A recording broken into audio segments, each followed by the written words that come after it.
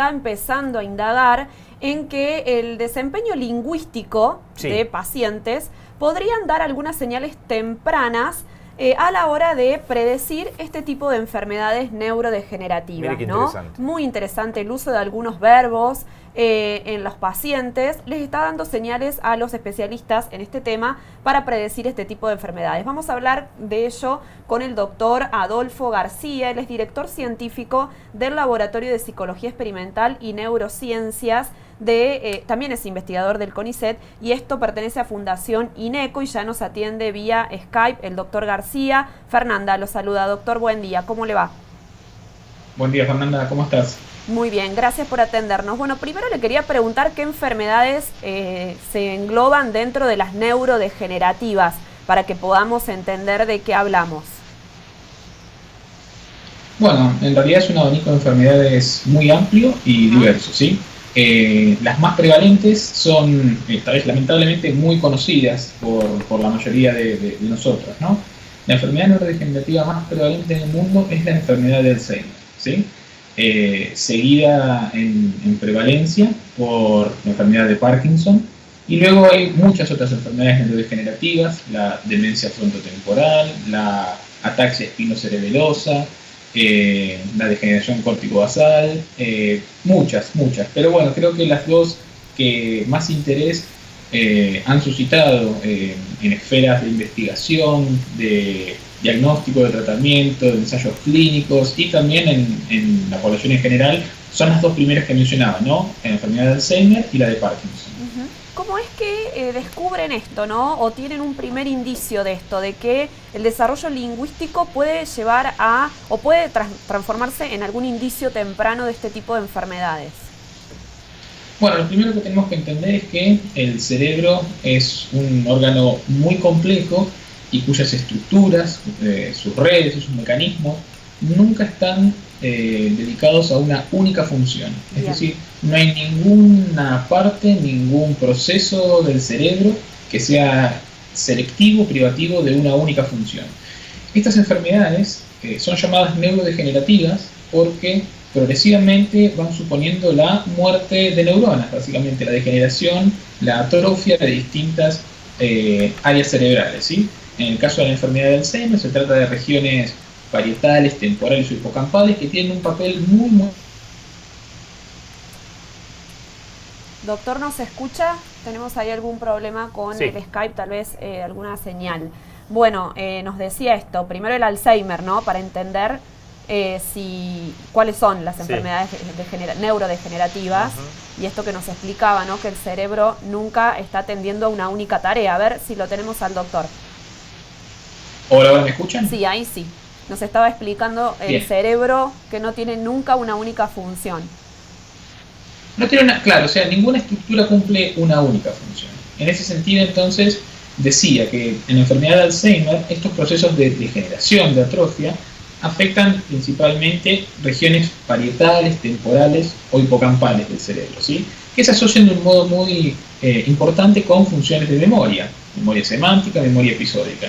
En el caso de la enfermedad de Parkinson, los circuitos afectados son las llamadas vías frontoestriadas, ¿sí? Y estas cumplen un papel muy importante en, por ejemplo, la coordinación motora, ¿no?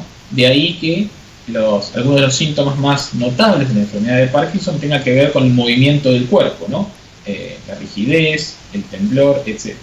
Pero, como apuntaba antes, ninguna de estas regiones se dedica exclusivamente a esas funciones. Y sucede que esas regiones cerebrales también cumplen papeles importantes en muchas capacidades cognitivas que tenemos las personas, incluidos ciertos aspectos del lenguaje. Entonces, parte de nuestro abordaje consiste en estudiar el desempeño lingüístico, es decir, cómo las personas comprenden o no logran comprender ciertos tipos de enunciados, de palabras, oraciones o textos, qué dificultades tienen para producirlas o para asociarlas, y en función de eso, identificando qué aspecto específico del lenguaje es el que está comprometido, podemos tener una pista de cuáles son los circuitos cerebrales afectados e incluso de qué tipo de enfermedad presenta el paciente. Claro. Doctor, ¿hay una manera un programa de prevención de este tipo de enfermedades? ¿De qué hablamos cuando hablamos de prevención? Bueno, a ver, es importante mencionar aquí que se trata de enfermedades, al día de la fecha, incurables. ¿Sí? No hay cura. Lo mejor que tenemos hoy por hoy es básicamente la detección temprana de las enfermedades para intervenir a tiempo, y más aún la concientización, ¿sí? El diseminar información respecto de qué prácticas de vida pueden aminorar las posibilidades de que uno las desarrolle, ¿no? Claro. En ese sentido, básicamente lo que le hace bien al organismo en su conjunto, incluso al sistema vascular, al sistema cardíaco, le hace bien al cerebro. Una dieta sana y equilibrada, tener buena higiene de sueño, que no es necesariamente lo mismo que dormir mucho, ¿no? Hacer ejercicio físico de modo regular es algo que se ha demostrado que se correlaciona con menores tasas de desarrollo de enfermedades neurodegenerativas y con mayor rendimiento cognitivo en la tercera edad. También el desarrollo de lazos sociales activos, establecer una agenda social variada y sostenida es algo muy importante. El aislamiento, la vulnerabilidad social son factores que promueven también el desarrollo de enfermedades neurodegenerativas. Y apuntaría también que hay estudios que muestran que realizar tareas que nos sacan de nuestra zona de confort, ¿sí? Tareas que son desafiantes, que no tenemos totalmente automatizadas y que nos obligan a desarrollar nuevas estrategias. Estos pueden ser juegos intelectuales, puede ser, por ejemplo, aprender a hacer actividades manuales con nuestra mano más torpe, ¿no? Por ejemplo, cepillarnos los dientes o escribir con la otra mano. Son actividades que también promueven la plasticidad cerebral, alientan el establecimiento de nuevas conexiones y pueden contribuir, por lo menos potencialmente, a disminuir el riesgo de desarrollar alguno de estos cuadros. Doctor Gonzalo lo saluda, ¿cómo le va? Buen día. ¿Qué tal, Gonzalo? Bien, recién decía la cuestión del sueño, ¿no? ¿Qué es esto de la higiene del sueño? Bueno, básicamente uno suele pensar tal vez que dormir bien es dormir mucho tiempo, ¿sí? Eso no necesariamente es así. Hoy por hoy tenemos un montón de factores que interrumpen y bajan la calidad del sueño, ¿sí? Básicamente, dispositivos electrónicos que puedan dispararse en medio del sueño e interrumpir nuestro sueño.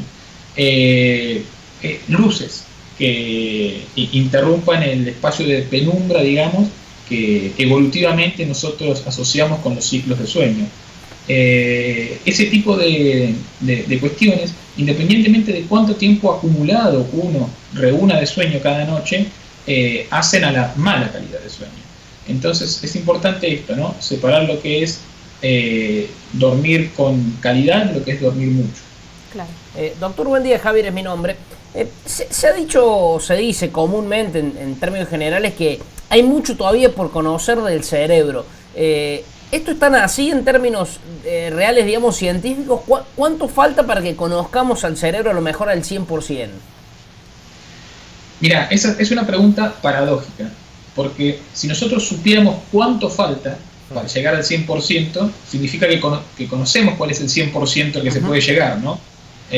Entonces, esa pregunta es paradójica. La forma en que planteaste la pregunta al principio, que es, bueno, cuánto, digamos, yo creo que lo mejor que podemos responder es cuánto conocemos hoy por hoy, digamos, y más aún, cuánto hemos aprendido en el último tiempo. Si uno compara, por ejemplo, lo que conocíamos sobre el cerebro, sobre su anatomía, sus funciones, sus vínculos con el resto del organismo, hace 70 años a lo que conocemos hoy, vamos a ver que hemos dado pasos gigantescos, ¿no?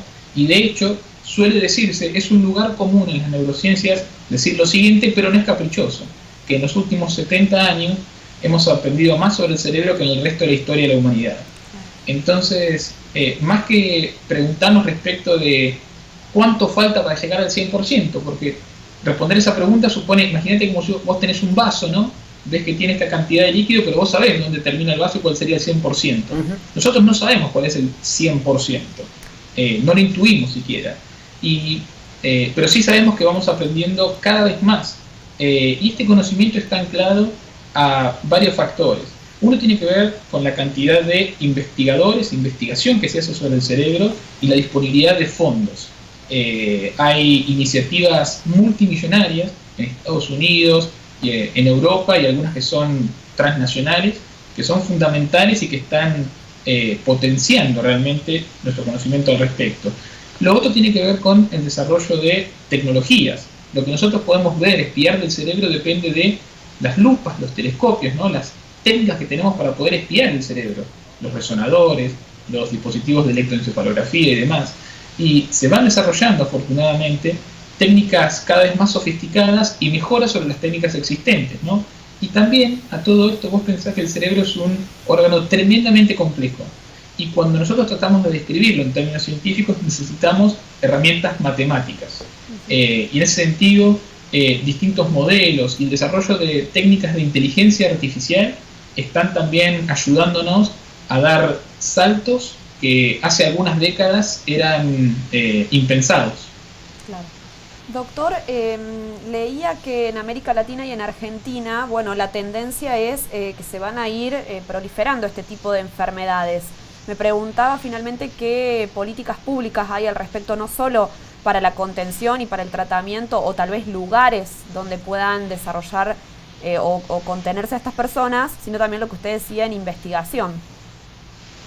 Bueno, según donde uno se pare en el planeta, digamos, va a encontrar una respuesta distinta a esta pregunta. Bien. Hay países, países de alto nivel de ingreso, ¿no? En Estados Unidos, algunos países europeos, donde hay políticas activas en diálogo entre la ciencia, los ámbitos clínicos y, digamos, los tomadores de decisión políticos para generar conciencia, generar recursos, capacitación y demás.